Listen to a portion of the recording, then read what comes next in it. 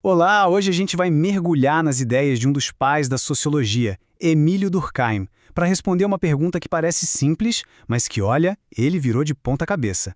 Afinal, para que serve a educação de verdade?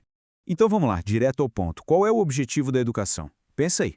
O que a escola, o que a família, o que a sociedade toda espera conseguir quando educa as novas gerações? A resposta que vem na cabeça de quase todo mundo, né, é essa aqui. A educação serve para desenvolver o nosso potencial ao máximo, para cada um se tornar a melhor versão de si mesmo. É uma ideia linda, claro, defendida por um monte de filósofos importantes, mas para o Durkheim essa resposta está incompleta, falta um pedaço enorme da história aí.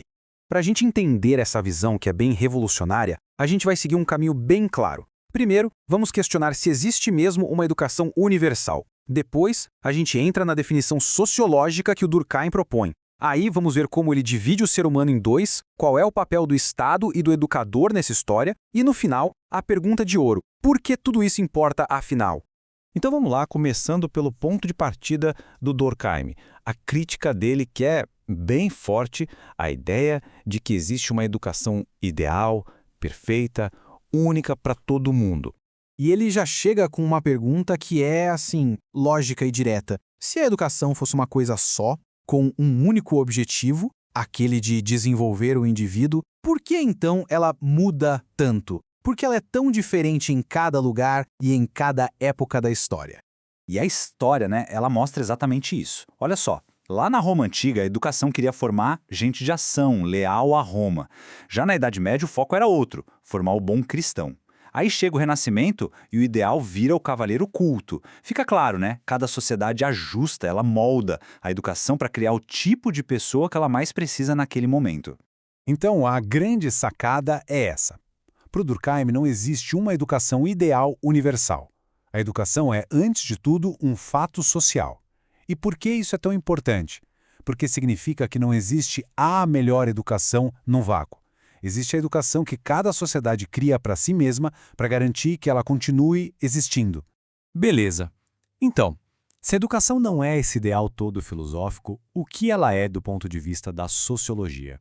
É agora que a gente chega no centro, no coração da teoria do Durkheim. E tá aí a definição dele. É precisa, é poderosa. Educação é basicamente a ação que as gerações mais velhas exercem sobre as mais novas. E com qual objetivo? Olha a virada de chave aqui. O objetivo não é preparar a criança para ela mesma, é prepará-la para a vida em sociedade. O foco muda completamente, sai do indivíduo e vai para o coletivo. Vamos quebrar isso em pedacinhos para entender melhor. O que a educação faz é desenvolver na criança certas coisas, físicas, intelectuais, morais. Mas e aqui está o pulo do gato. Não é qualquer coisa. São as coisas que a sociedade exige. Tanto a sociedade como um todo, quanto aquele grupo específico onde a pessoa vai viver. Ou seja, a educação é um jeito de moldar a gente para viver em grupo, desde o comecinho. Para a gente sacar como essa moldagem funciona, o Durkheim traz uma ideia muito interessante. Ele diz que dentro de cada um de nós existem dois seres. Funciona mais ou menos assim. A gente nasce como esse ser individual, sabe? Cheio de impulsos, de vontades, focado só em si mesmo. Bem egoísta, no fundo. E aí vem a educação com uma tarefa gigantesca, construir por cima disso um ser social. E o que é esse ser social? É um sistema de ideias, de sentimentos, de hábitos que representa o grupo. É a sociedade falando dentro da gente. É o que nos permite conviver. E o Durkheim deixa isso bem claro. Ele diz que o objetivo final da educação é exatamente este: construir esse ser social dentro de cada um de nós. Não é só dar um tapa no nosso lado egoísta, não. É criar algo novo, um ser que consegue viver em coletivo, que tem uma moral. Certo, mas aí surge um problema, né? Se cada família educasse de um jeito totalmente diferente, a sociedade viraria uma bagunça, um monte de gente com valores que não conversam entre si. Como é que a gente garante um mínimo de coisa em comum? É aí que, para Durkheim, entra o Estado. A lógica dele é simples. Para uma sociedade não se despedaçar, as pessoas precisam compartilhar uma base de ideias e valores. Ele chama isso de consciência coletiva. É como se fosse a cola que mantém todo mundo junto. Sem essa base comum, vira cada um por si, e a sociedade, ela se desfaz. Por isso, o Estado tem que entrar em cena. Não é por capricho, é uma necessidade para a sociedade funcionar.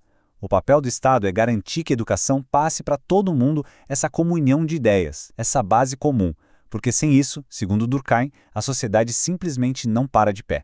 Ok, a teoria está clara, mas na prática, no dia a dia, na sala de aula, como é que esses valores são passados adiante? A chave para Durkheim está na figura de quem educa e na autoridade que essa pessoa tem. E essa parte é muito interessante. Para Durkheim, a autoridade de um professor, por exemplo, não vem dele ser legal ou superinteligente. Não é uma coisa pessoal. A autoridade vem do fato de que ele ali, naquele momento, é um representante da sociedade. Ele é o porta-voz das regras, dos valores, das grandes ideias da civilização. É uma autoridade que é muito maior do que a pessoa em si. Chegamos ao final. Vamos juntar tudo isso para entender por que essa visão da educação é tão poderosa. E, vamos admitir, um pouco assustadora também, né? A grande lição do Durkheim é essa. Educação é muito mais do que só aprender coisas. Não é um processo neutro. É o jeito que a sociedade encontrou para se recriar, para continuar existindo. Pensa nisso. A cada nova geração que era educada, a sociedade está basicamente passando seu DNA cultural para frente, garantindo a sua imortalidade. E isso tudo leva a gente a uma última pergunta para ficar na cabeça. Se a educação é essa força gigantesca que nos molda para viver em sociedade, a pergunta que não quer calar é: quem decide como essa sociedade deve ser? Quem escolhe os valores, as ideias, o que é certo e errado, que a escola e a família vão ensinar? Essa é uma questão fundamental para a gente entender como o poder funciona na nossa sociedade.